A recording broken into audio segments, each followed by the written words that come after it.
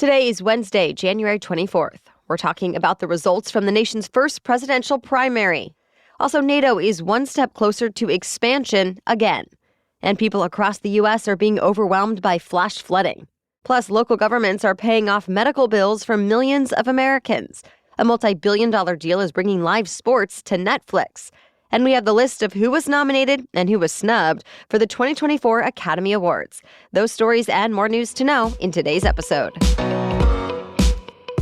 Welcome to The Newsworthy. All the day's news in around 10 minutes. Fast, fair, fun, and on the go. I'm Erica Mandy. Thanks so much for being here. You ready? Let's do this. It's looking more and more like this November will bring a rematch between President Biden and former President Trump.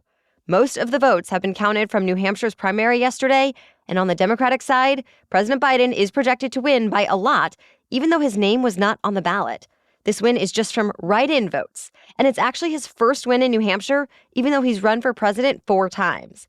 When it comes to the Republicans, former President Trump once again defeated his final GOP challenger standing, former South Carolina Governor Nikki Haley. Haley has promised to stay in the race anyway, even though she faces an uphill battle. Trump is still dominating Republican primary polls, and even Biden's campaign has said Trump has the GOP nomination all but locked up. That said, polls also show that Haley does better than the former president in a hypothetical general election matchup with Biden, which Haley has been pointing to more and more. And she says this race is far from over. Next up, the candidates have Nevada, South Carolina, and then many other states to go. So stay tuned. Well, the U.S. military carried out even more airstrikes in the Middle East, and this time it was in Iraq. The Pentagon says it was targeting storage and training facilities used by Iranian-backed militias there, in response to recent attacks against American personnel in the region. At least one fighter from the Kataib Hezbollah militia was killed, and 2 were hurt. The group's spokesperson said it will, quote, continue to strike the strongholds of the enemies in support of our people in Gaza.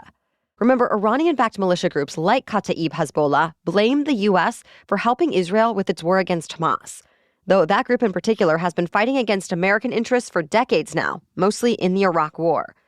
Now the U.S. military says it will keep defending American people and facilities, and that means it's keeping an eye on both the Kataib Hezbollah group out of Iraq and the Houthis out of Yemen, all while trying not to escalate conflict.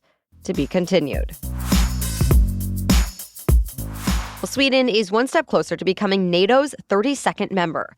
Turkey's parliament overwhelmingly voted this week to let the Nordic country join the military alliance.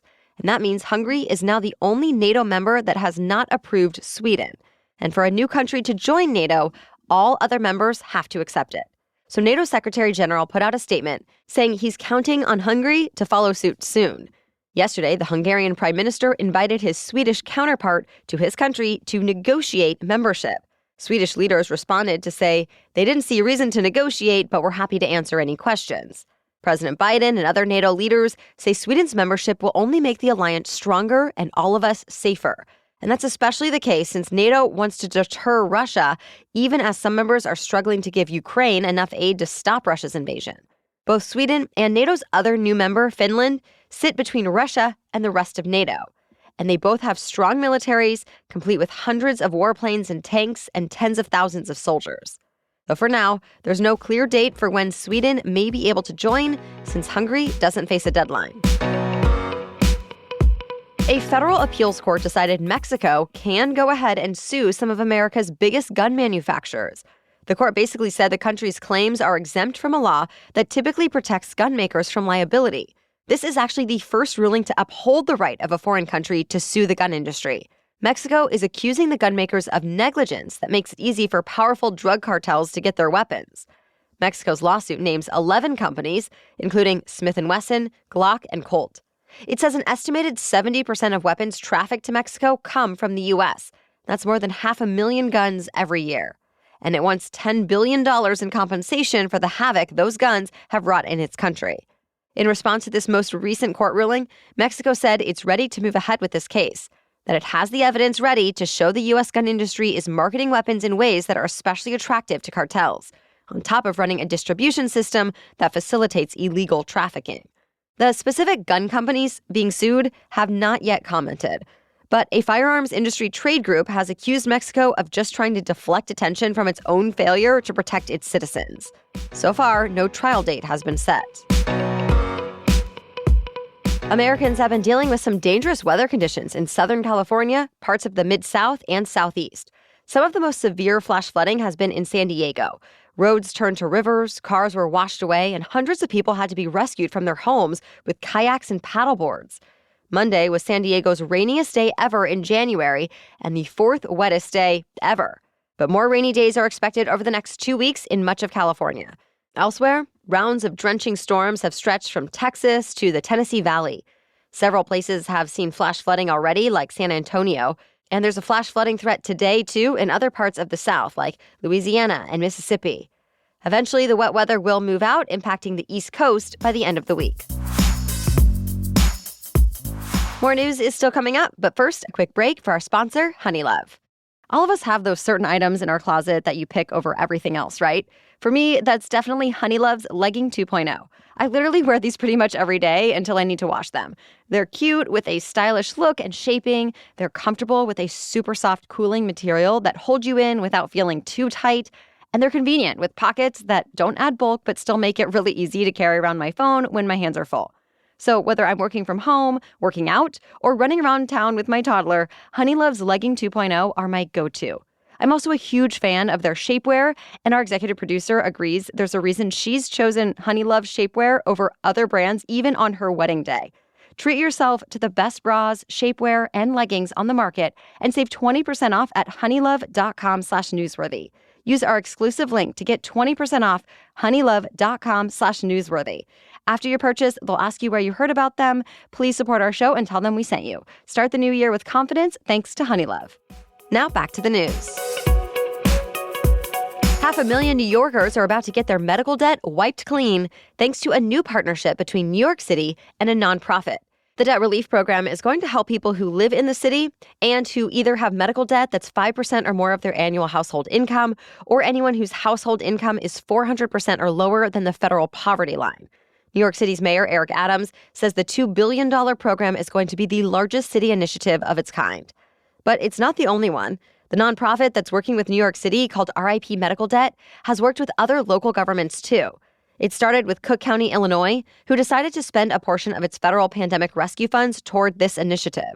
And RIP Medical Debt helped, as it does, by using private donor funds to buy up the debt at a fraction of the original value. Typically, RIP can retire at least $100 worth of debt for every $1 of funds. After Cook County, 7 other local governments followed suit, and the nonprofit is now in talks with 30 other municipalities and states. The Los Angeles Times is the latest big publication to announce mass layoffs. The newspaper says it's laying off more than 20% of the newsroom, meaning at least 115 journalists are losing their job. That's one of the largest staff reductions in the paper's history. Layoffs and buyouts have hit a wide swath of the news industry over the last year. The Washington Post, NPR, CNN, and Vox Media are also among the many companies impacted. And it's not just news either.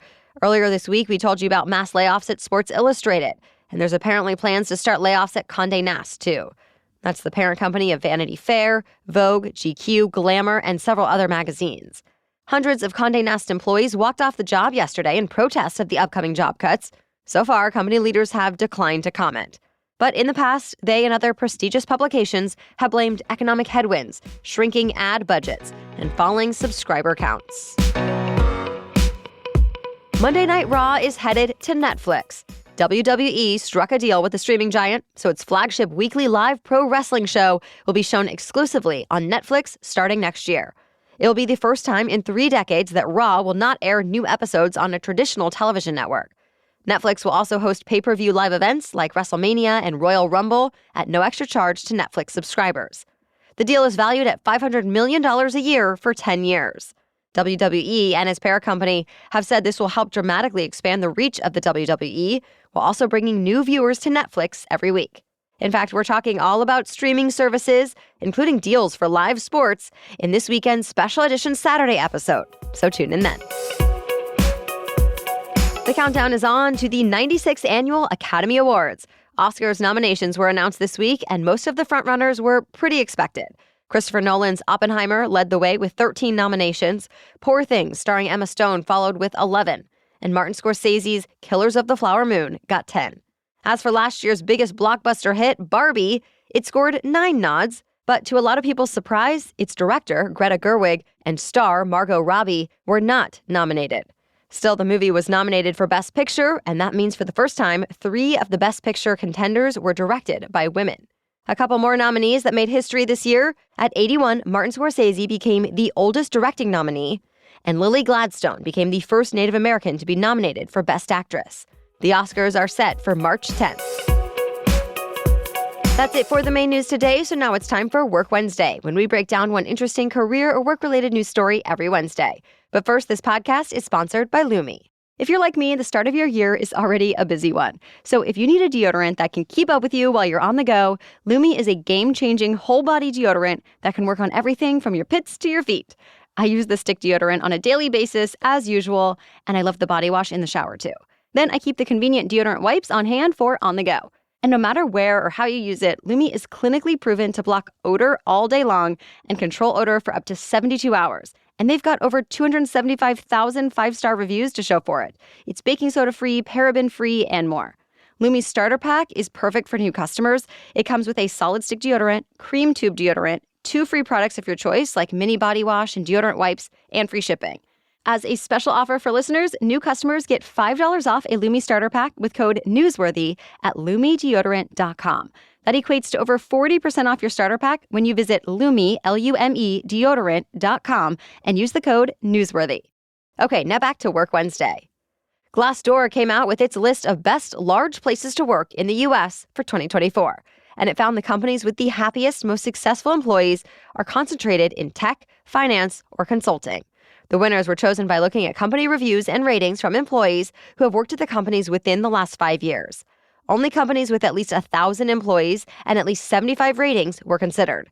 Number 1 on the list was the management consulting firm Bain & Company. Number 2, 3, 4, and 5 were all software companies: NVIDIA, ServiceNow, MathWorks, and Procore. But number 6 was an outlier: fast food giant In-N-Out Burger. Others that ranked high include Delta Airlines, Keller Williams, and Fidelity Investments. Glassdoor says no matter what the industry, employees' priorities are mostly the same.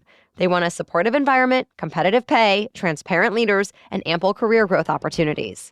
If you want to check out the full list, you'll find the link in today's episode notes. Well, thank you so much for joining us as part of your daily routine. We will catch you up with more news to know tomorrow. Until then, have a great day.